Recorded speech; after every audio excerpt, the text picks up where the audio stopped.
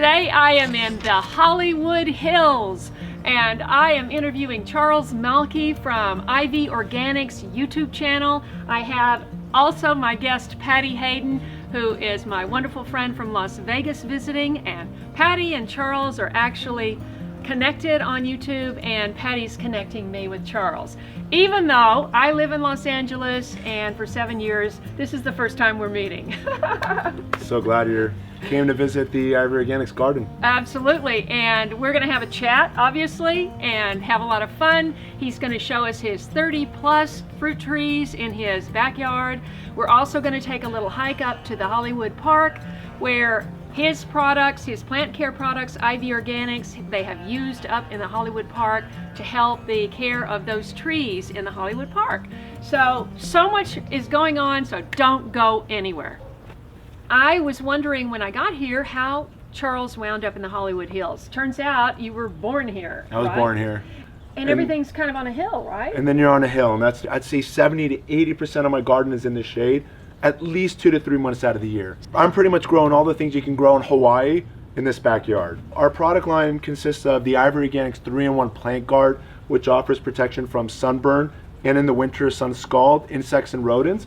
Then we've got our oil-free Whitewash, which is our blue label, which is oil-free, still offers the protection from summer sunburn and winter sun scald. We've got our ready-to-use spray, and then we've got 2 blends of our 6 Macros Plus fertilizers, the Super and the Premium Blends fertilizers. So, Charles, tell me how you got involved in the Hollywood Park project. I got introduced to a lady. Her name's Sheila Irani. She was involved with City Council many years back. I've always been a networker, and she saw a need where the IV Organics products could help serve some of the trees there, and we have applied our products and help contribute towards the success of the plants growing there at the park. We want to bring Patti into this conversation because Patti first connected with Charles on YouTube because Patti loves YouTube, and that's how she found me, and now we're like sisters. So tell me, you had a problem with the lemon tree and you started using Charles's products, so can you report back? Yes, since I've been using IV Organics on my tree, it's taken on new life. I planted some bare root fruit trees back in early spring last year, and I got the whitewash and did all my trees, and they did great for the first year. Anything else that's otherwise green in the winter, you can do your foliar nutritional spray to give your plants a little bit more of the nutrients so that they perform that much better come spring and fall. And what is the best time of day to do a foliar spray? Because you know you have such limited sunlight and you don't want to have your leaves wet at night. Great point. So you just answered it. For the plant to truly absorb it best, morning time. What's your balance between deciduous and I would say non-deciduous? 50-50. Oh, really? So 50% citrus, and of my citrus trees, 80% of them, if not 90%, are all lemon trees. Part of the Mediterranean diet is to have a lot of lemons. It goes into so much of your cookings, especially salads. We make our own homemade dressings. All the surplus, like for example the Myers that are here behind us, they typically harvest all within a very short period of time, and we'll squeeze them and put them in ice cube trays and then use them throughout the rest of the year. These plants are very well established. Most of these trees are now about 3 years of age, and they pretty much, if they're going to push out a bloom, chances are it will support fruit. Some of these clusters here behind me are as large as maybe 20 to 30 blossoms per cluster. Within that cluster, the likelihood is going to be about 3 to 6 will turn into fruit. And this is a good time in the winter to basically feed your plants with the IV Organic 6 Macros Plus. This one here has all of the macronutrients plants need, which include nitrogen, phosphorus, potassium, magnesium, sulfur, and calcium. And what we're simply going to do is just take a tablespoon and we're going to add it to a gallon of water. This here is a 2-gallon container, so that's why it's only halfway filled with water. We're simply going to stir it. You're going to want to wait an hour for the product to break down, and then we'll filter it and then add it to a spray pump such as this, or you can add it into a smaller spray container such as this, and then you can start spraying all over your leaves like that. And then you're going to want to do both the top as well as the underside of the leaf. And the leaves will serve as sponges, absorbing all of those macronutrients the plants otherwise need. My number one garden tip to make this your best growing season ever is to mulch. My entire property is covered with a 2 to 3 inch layer of wood chips. It'll save you up to 50% on your water bill, and that'll save you money. It will reduce your weeds and basically suppress weeds by as much as 90%, and that'll save you time. Adding a blanket of wood chips will return a lot of the macro and micronutrients that went into making those back into the soil to benefit all the surrounding plants and trees. It's going to feed that soil biology, maximizing populations of earthworms and beneficial microbes within your soil. The other thing that's also really important is this, which is the mycorrhizal roots, which are all of the white fungal activity that's happening between the wood chips. So I'm happy to share with the late bloomer audience my latest and greatest addition being the home garden pond. Check this out.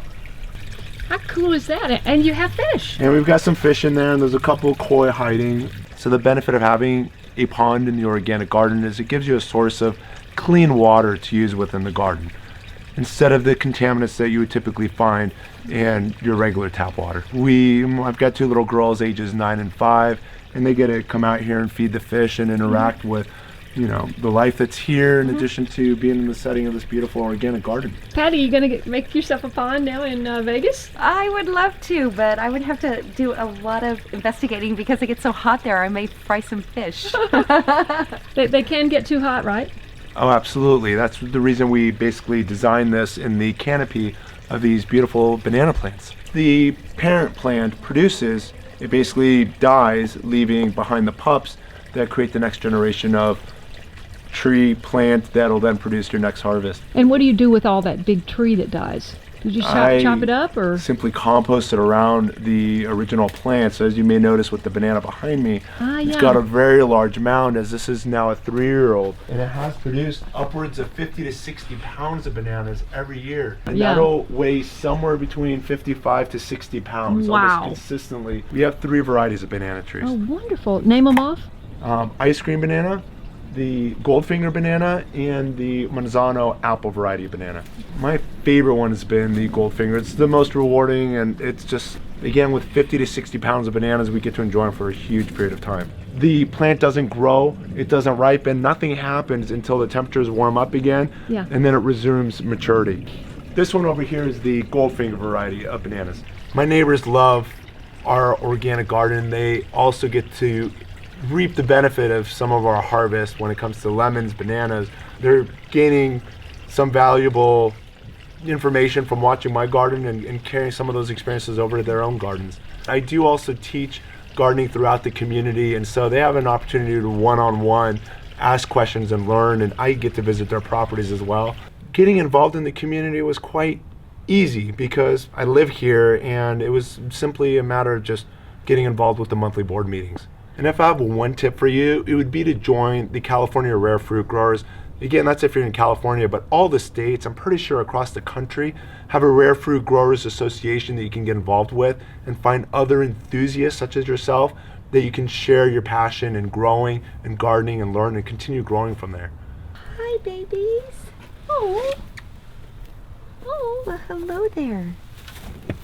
Oh. Let's stick together. They're going, who is that with that big camera? They're sisters. What are their names? Snowball and Butterscotch. Snowball will be the lighter one. Butterscotch the darker. Yep.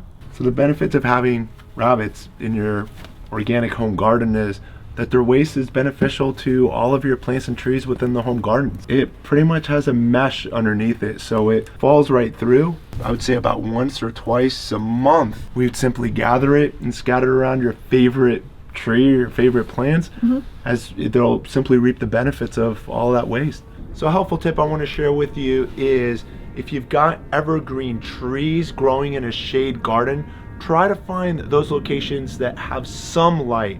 The tips of these trees reach the sun for at least a few hours a day every day, whereas my deciduous trees, I've strategically placed them in the shadiest parts of the garden so that they'll one day get to the sun as they begin sprouting in the spring and the sun gets a little higher in the sky. So the pups don't necessarily need light as long as the parent plant it's attached to has leaves that are exposed to at least a half an hour to a couple of hours of light every single day. The biggest struggle is getting the banana plant to live its first winter in the home garden, and the key tip I want to share with you is just make sure that some of those leaves are getting sun every single day. This is the fig I was telling you about. Wow. There's 7 varieties of figs grafted onto this. It's only been partially pruned so far. It doesn't look great right now. No, it doesn't. There's no leaves, there's no fruit, there's nothing happening. I mean, when you said you were going to chop this back? Yeah, this one I'll be pruning down to about the same height as what you see here in front of me. So it'll be coming down a good 2 to 3 more feet. So you're really controlling the size of this tree. Oh, absolutely. Okay. You have complete control. Now, it's in the corner of your property. Are you not interested in it getting up taller? So the reason strategically I put it in the corner of my property is because, like you just said, it doesn't look so good. Oh. And I put my evergreens, such as my citrus, in the place that is most frequented by guests. And so I put all my deciduous trees in the furthest corners of the property. So this here is the Oro Blanco grapefruit, which is known as being one of the sweetest of the grapefruit varieties. Great. Let's have it. Here we go. Wow. Look at that. Wow. Wow. It's huge. I always like to wipe it off first. Sounds good. Yeah, it does. Mm. Isn't that beautiful? Mm. Oh, Oh, wow. Oh, yeah, you're going to... Here you go. Okay. There's the first slice. Okay, there's yours. Thank you. And the second. Okay. That's mine. Oh, can we try? Let's do it. All right.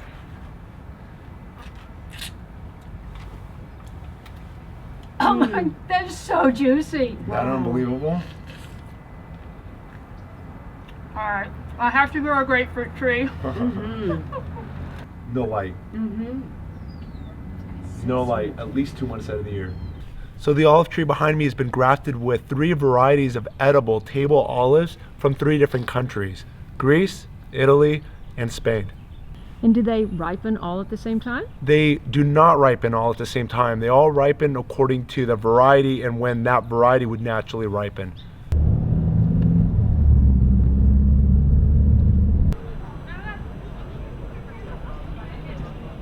So there's about 4 trees here behind me that we whitewashed about 2 to 3 years ago. These trees were probably about 1/3 the height that they currently are today. And these were trees, and we did video lessons on this where they were girdled by weed whackers, sunburnt from overexposure, pruned branches that had beetles and termites in it. For example, you put paint on a house, 100 years later it'll still be paint on a house. You put on a tree, within a year or 2, that's all going to end up in your soil because the bark will replace itself new. And that's the reason for doing things organically. So Ivory Organics is the whitewash organic alternative to using chemical latex paint.